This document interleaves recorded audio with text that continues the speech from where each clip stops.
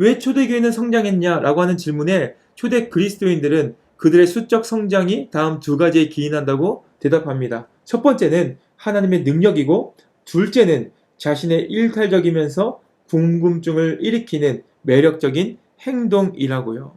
샬롬 로고스 커뮤니티에 찾아오신 여러분을 진심으로 환영하고 축복합니다. 구독과 좋아요는 유튜브를 하는 저희들에게 큰 힘이 됩니다. 영상 보시기 전에 꼭 눌러주시면 감사하겠습니다. 이번에 소개하려고 하는 책은 알렌 크라이더 교수님의 초대교회의 길을 묻다입니다. 알렌 크라이더 교수는 평생 초대교회, 또 선교, 예배 등을 연구하신 교수님입니다. 영국 메노나이트 선교부 선교사였으며 옥스퍼드 대학과 리전트 파크 칼리지에서 교수로 일하셨습니다. 현대 교회가 과거의 역사에서 반드시 배워야 될 그런 교훈을 제시하고 계시고, 또 현대 교회가 회복해야 할 중요한 사항에 대해서 연구하고 또 가르치시는 학자이십니다. 오늘 책은 초대교회에 대한 이야기를 하고 있습니다. 그 당시에 증거 자료도 많이 제시하고 있고요. 사파, 또 중간중간 초대교인과 또 현대교회 교인의 질문과 대답을 통해서 이해를 쉽게 돕고 있는 그런 책입니다. 책 제목 그대로 지금 대부분의 교회가 어떻게 나아가야 될지 갈 길을 모르고 있는 그런 막막한 상황에 놓여 있는데, 초대교회에 질문하고 또 대답을 얻게 되는 그 길을 묻는 책입니다. 먼저 저자가 말하는 초대교회라고 하는 것은 어떤 의미인지, 또 그 기간은 어느 정도인지 우리가 한번 살펴보기 원하는데요. 15쪽입니다. 초대교회라고 말할 때 무엇을 의미하는지에 대해 잠깐 언급하고 싶습니다. 제가 초대교회라고 할 때 그것은 그리스도교 역사의 첫 500년을 뜻합니다. 신약성경의 끝부분부터 로마 제국의 마지막 시기까지로 이 기간은 대략 500년 정도 되는데, 시기를 시대순으로 성장 유형에 따라서 세 부분, 그러니까 초대교회를 크게 세 부분으로 나눌 수 있게 되는 것입니다. 첫 번째 기간은 AD 313년까지입니다. 이 시기에 로마 제국에서 그리스도교는 불법이었습니다. 그리스도인이라는 데는 아무런 유익이 없었습니다. 오히려 그리스도인이라는 사실은 목숨을 내놓아야 하는 이유였습니다. 그리스도교는 조롱당했고 박해를 받기 일쑤였습니다. 그러나 기독교는 빠르게 성장했습니다. 왜냐하면 그리스도교가 매력적이었기 때문입니다. 이 기간 동안 교회는 불법적인 모임이었지만 그 안에 그리스도교가 매력적이었고 성도가 매력적이었다는 거예요. 초기에 그리스도교가 매력적이었던 반면 두 번째 기간에 그리스도교인이 되는 것은 유리한 것이었습니다. 그러니까 매력에서 유리한 측으로 넘어가는 것이죠. AD 4세기 초에 콘스탄틴 1세 황제가 그리스도교로 개종을 하면서 교회를 합법화했습니다. 그것은 좋은 일이었지요. 그러나 그리스도교와 로마 제국과의 연계는 좋은 일만은 아니었습니다. 이 기간은 그리스도인이 되는 것은 유리한 것이었고 정치계에서 자신을 드러내는 방편이 되었습니다. 그러니까 매력적인 것에서 유리한 측면으로 조금 변질되었다는 거예요. 자, 세 번째 기간, 그 초대교회의 세 번째 마지막 기간에는 이제 유리에서 강제적으로 변화됩니다. 세 번째 기간에 그리스도인이 되는 것은 유리한 면에서 강제로 변화합니다. 뒤를 잇는 황제들은 그리스도교를 합법화한 것뿐만 아니라 그리스도교를 유일한 합법적 종교로 만들었습니다. 그들은 믿지 않는 모든 사람을 강제로 개종시켰고, 그리스도와 맞서는, 그러니까 그리스도교와 맞서는 모든 종교의 사원들을 부숴버렸습니다. 그러니까 500년 동안 초대교회는 매력적에서 유리함으로, 그리고 그 후에는 폭력에 의해 뒷받침되는 강제로 변질되었다는 것이죠. 이 강은 영적 능력과 생명을 주는 일탈의 부분입니다. 초기 초대교회에 어떤 매력이 있었을까요?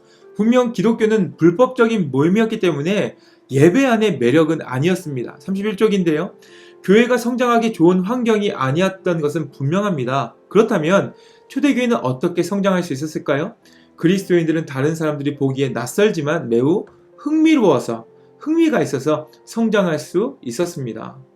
초대교회가 성장한 이유는 그들의 예배가 외부인들에게 매력적이어서가 아니었습니다. 영적인 능력과 생명을 주는 일탈이 초대교회 성장에 불씨를 제공했습니다. 그렇죠. 예배가 합법적인 모임이 아니고 사람들이 오는 것이 어려웠기 때문에 예배가 매력적일 수는 없습니다. 예배가 매력적인 것이 아니라 그 예배를 드리는 성도들이 매력적이었던 것이죠. 34쪽을 보면 초기 그리스도교의 예배가 어땠는지에 대해서 이야기하고 있는데요. 집사는 문에 서서 사람을 청하여 들어오게 하는 것이 아니라 오히려 외부인이 들어오지 못하게 하는 역할을 하였습니다. 초대 그리스도교의 예배는 외부인들을 모으기 위함이 아니었습니다. 이때 예배는 모인 사람들이 하나님께 드리는 예배를 통해 세상에 나아가 하나님의 일을 하며 다른 사람에게 흥미를 유발하는 사람으로 훈련받는 것이었습니다. 외부인들에게 매력적이어야 하는 것은 그리스도인들의 예배의 모습이 아니라 그리스도인들 그 자신이라고 하는 것.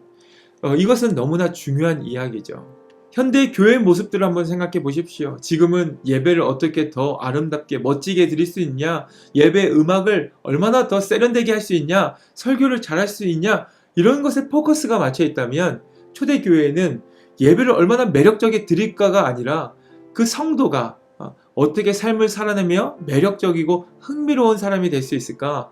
예수님, 하나님의 형상을 닮아 사람들에게 매력적이 될 수 있을까? 그것에 대한 고민이 있었다는 것입니다.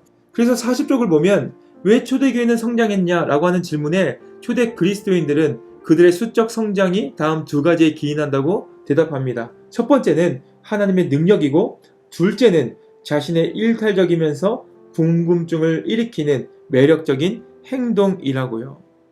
당시의 초대교회 성도들은 또 그들 안에 서로 실제적인 삶의 문제를 해결하는 그런 기능이 있었습니다. 두 가지를 이야기하는데 공동 기금 마련 그리고 무상 장례 예배에 대해서 이야기합니다. 53쪽입니다. 그리스도인들은 사람들의 눈에 띄는 좀 이상한 일들을 했습니다. 예를 들면 그들은 상부상조를 실천하며 궁핍한 사람을 돕는 공동 기금을 운영했습니다. 기록에 따르면 그리스도인 가족 하나가 굶주림에 처하면 그리스도인 공동체가 며칠간 금식을 하면서 그 가족에게 필요한 음식을 제공했다고 합니다. 그 당시에 넉넉한 사람이 어디 있었겠습니까? 다 빠듯한 삶을 산 것이죠. 누구 하나, 어떤 성도 하나가 어렵다면 모두가 굶어서까지 그 가정을 도왔다는 거예요. 이것이 세상 사람들을 보기에 정말 매력적이고 또 아름답게 보였다는 것이죠. 또 그 당시에 얼마나 엄중한 시기였습니까? 사람들이 죽어나갈 때에 무상으로 장례 예배를 진행했다는 거예요. 53쪽인데요. 이외에도 초대 그리스도인들의 많은 문서에서는 교회가 모든 정식 교인들에게 격식을 갖춘 장례를 무료로 제공했다고 기록되어 있습니다. 시대와 기술이 이렇게 발달된 지금 현재에도 집에 장례가 나면 얼마나 어렵습니까? 그런데 그 당시에는 훨씬 더 힘들었겠죠. 서로가 서로를 돕는 그런 무상 장례 예배를 진행해 줬다는 것입니다. 그러면서 알렌 크레이더 교수는 카타콤에 대한 이야기를 하는 거예요. 카타콤은 그리스도인들이 극심한 박해를 받았을 때 피해서 모여 예배했던 그런 장소가 아니라 공동으로 장례 예배를 진행하는 곳이었다는 거예요. 55쪽인데요. 카타콤은 지하 무덤이었습니다. AD 2세기부터 시작된 카타콤은 도시 밖에 사람들에게 매장할 곳을 제공하기 위해 생긴 것입니다. 그 규모가 상당했는데 엄청난 규모, 20km가 넘는 길이에 여러 층 나뉘어 수많은 무덤이 있었다는 거예요. 카타콤을 생각할 때 은밀한 예배를 떠올리지 않기 바랍니다. 오히려 가장 가난한 사람을 포함한 교회 모든 식구에게 매장할 곳을 제공했던 교회 돌봄을 생각해야 된다는 거예요. 교회 안에 돌봄, 또 섬김, 사랑이 그 카타콤에 담겨져 있다는 것입니다. 초대교회는 여러 로마의 박해로 인해 삶과 죽음의 경계선에 늘 맞닿아 있었습니다. 그래서 그리스도인이 되는 과정에서 삶과 죽음에 대한 준비가 철저했다는 거예요. 책에서 또 예를 하나 드는 것이 있는데 세례입니다. 세례. 요즘에는 세례 받는 시간이 짧은데요. 그 당시에는 3년의 시간 동안 세례 교육을 하고 세례를 줬다는 거예요. 76쪽입니다. 세례 교육은 성경 지식을 가르치는 데서 끝나는 것이 아니라 세례를 받은 사람이 속박에서 벗어나 자유를 누리게 해주고 언제 닥칠지 모르는 순교를 준비하도록 하는 과정이었습니다. 세례는 죽고 다시 사는 것이었습니다. 그 당시에는 더 철저하게 세례를 준비함으로써 그들이 로마의 엄중한 박해와 순교를 이겨낼 수 있게끔 하였습니다.